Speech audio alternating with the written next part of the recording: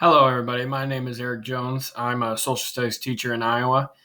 This is my application review of what my paper was, research methods. I chose student choices for formative and summative assessment learning. This is a topic that has come a lot up lately with the pandemic, especially with the blended learning aspect, and then also some of the aspects I have taken a course of over the time of being in a few years into teaching and understanding what I enjoy as a teacher and what students may have two different types of aspects. So, the purpose of this was to determine the significance of choice. Okay, so students like choices. We all do, of course. Okay, choices are something that we live for every day. It's simple as it's human psychology going to the grocery store and understanding I want this over this. Okay, it's the same applies to learning. Okay, so there could be a significance if you did do the same thing for learning for students, okay, when it comes to learning and assessing them. Okay, and then the next question, the purpose was, will students see better results if they have those choices, if they have a choice of proving themselves in one way over another. Okay, and all based off of assessments mainly, but also general learning as well, through formative assessing.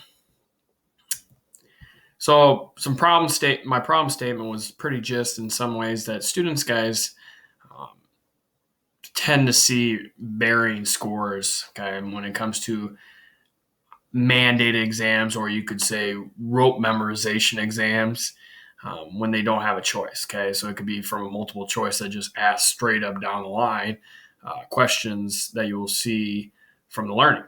Okay, sometimes students become disenchanted with those norms, okay, because that is a traditional norm in our classrooms, and their brains can go in all different functions, okay, like the picture in the bottom right corner shows.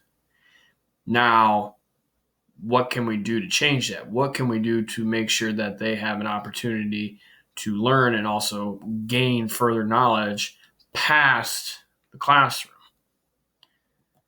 So, a few research questions that would come to mind. Okay, what types of choices would students prefer? Okay, when completing these assessments for this classroom work, uh, does students need more formative or some assessments for comprehension learning? So, kind of also on top of that varying aspect, and then does student choice, okay, and how they learn have adverse effects on major benefits of their learning? So, does the choice aspect and also how they learn traditionally or vice versa affect their learning? Okay, so there might be a two-way street to this problem, and I wanted to see what it would turn out to look like. Literature review. So over the course of this, I looked at a bunch of varying articles. Three main ones that I highlighted was first, of course, the first one was this from Carnegie Mellon University, and this literature review looked over should students be given choices for various things to showcase their learning. Yes, they agreed, and they took a look and found that students liked variety. Okay, if they were given choice, they liked variety. Okay, and it could range from anything from more visual to hands-on. Even some students preferred the straight-up exams that are a normal basis of education from the past and even still in today. Okay, now the next one was also interesting because it talked about into an individual subject. Okay, science classrooms can have varying things as well, and teachers in science also have to worry about that as well. So many students, okay, were given that opportunity to showcase their talents or showcase their learning in multiple ways when it came to summative assessments. Okay, certain ones enjoyed giving these oral reports, as the study showed. Okay, and some liked writing essays, and some wanted to do smaller group work, and some wanted to do this, and some wanted to do that. But they all did something that they felt comfortable with. And the most important thing is, traditionally in any of these assessments, okay, comfortability is the biggest thing. Okay, a student that goes into an exam not feeling comfortable, feeling nervous, is more likely to do bad and not show the proof of what they have learned. Okay, we want to see truly what they learn, and if we don't do that, then are we kind of hurting them? Okay, also 80% supported making changes to the evaluation process as a whole for student choice in exams. Okay, um, So this is a wide variety across the spectrum of schools and individuals in this study that said 80% supported making those changes. That we do work on an evaluation process as a whole for choice. Okay. So the methodology, okay, I was going to conduct overall observations of classroom work and my own aspect and behavior, and then also analyze other pieces of literature and stuff to see if there was that correlational change, okay, of choice assessments in the classroom, see how it would react. And I've been kind of doing this over the course of this last year, especially with the pandemic, because we do see a lot of different things that we have to, as teachers, adapt on the fly. Okay, my school, for instance, for a while, had to go to hybrid learning. Okay, we have not gone to all online. Okay, but had some blended learning, and it was difficult for some kids. Okay, but it was also more difficult for teachers, and we had to kind of adapt of two different methods of teaching. Okay, we were teaching a little bit of kids here, and then we were also teaching the kids that were at home as well. Okay. And also, too, I wanted to ask open-ended questions to basically analyze how students make the decision of what they want to do. So the data collection overall from the studies that I took even a closer look at, okay, largely students, guys, don't feel confident when taking multiple choice exams. Students generally don't, okay?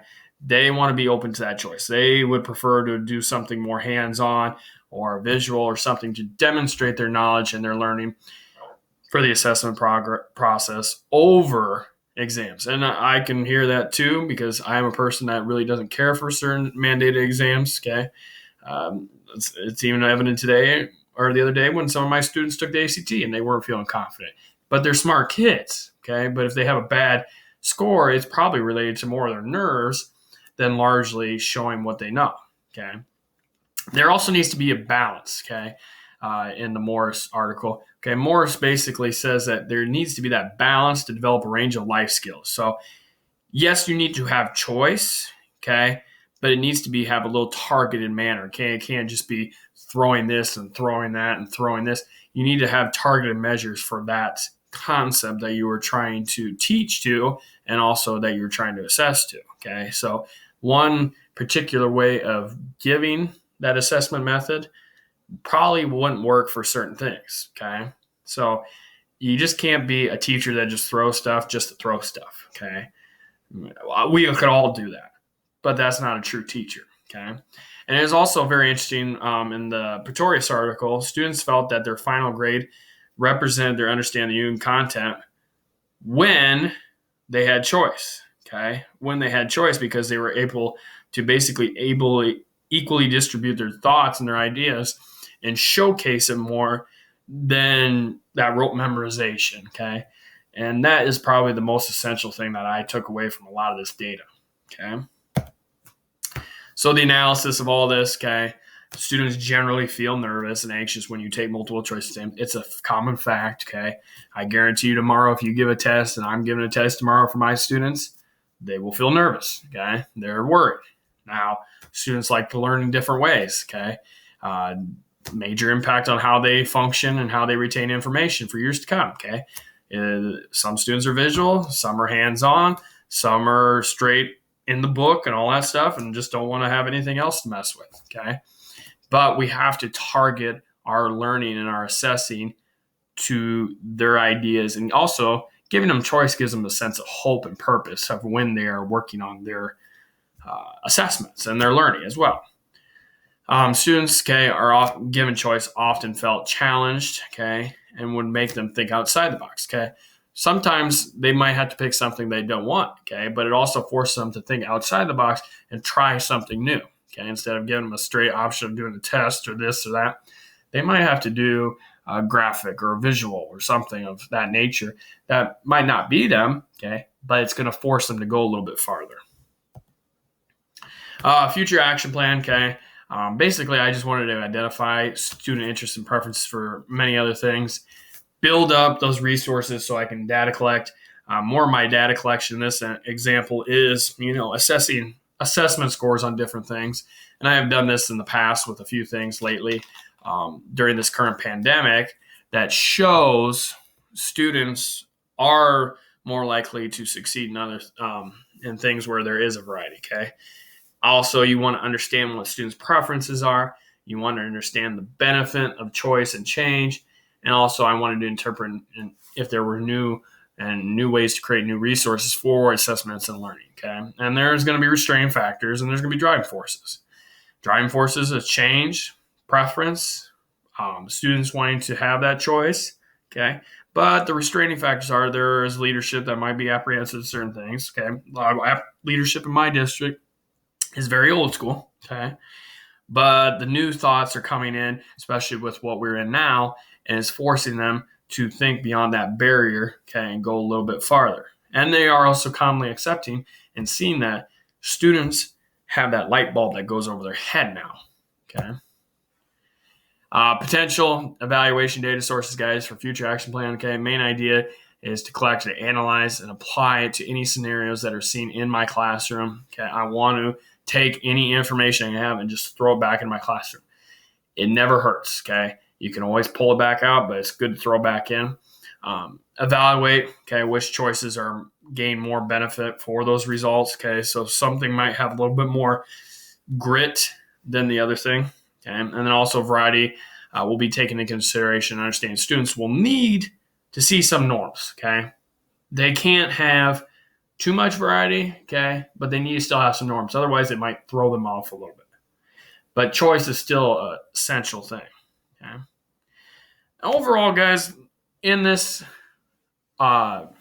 presentation, student choice, guys, that I have come to look at, it sparks creativity and learning. Okay. Students prefer choices. Okay. Like I said, it's a part of natural psychology. We all prefer choices. It's simple as us going to the grocery store or going here or going to a restaurant. Okay. We like choices. And why can't we give more choices for learning? Okay. I know one reason why a lot of us educators don't, okay, is because that's a lot of work. But isn't it truly for the students? Because it alleviates that stress, okay, and anxiety of worrying about a multiple choice exam with an essay and this and that. No, open it up. You might see something that you will never see, okay? I opened up something last semester to my kids, and I saw products that I never thought I would see in my life. And my principal came in, and he thought that was the most exciting thing that he has seen in that classroom, okay, since I've been here in a couple years, right?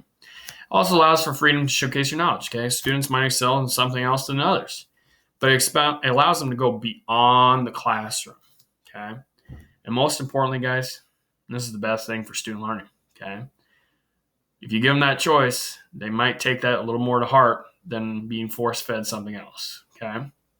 And most importantly, you are the educator.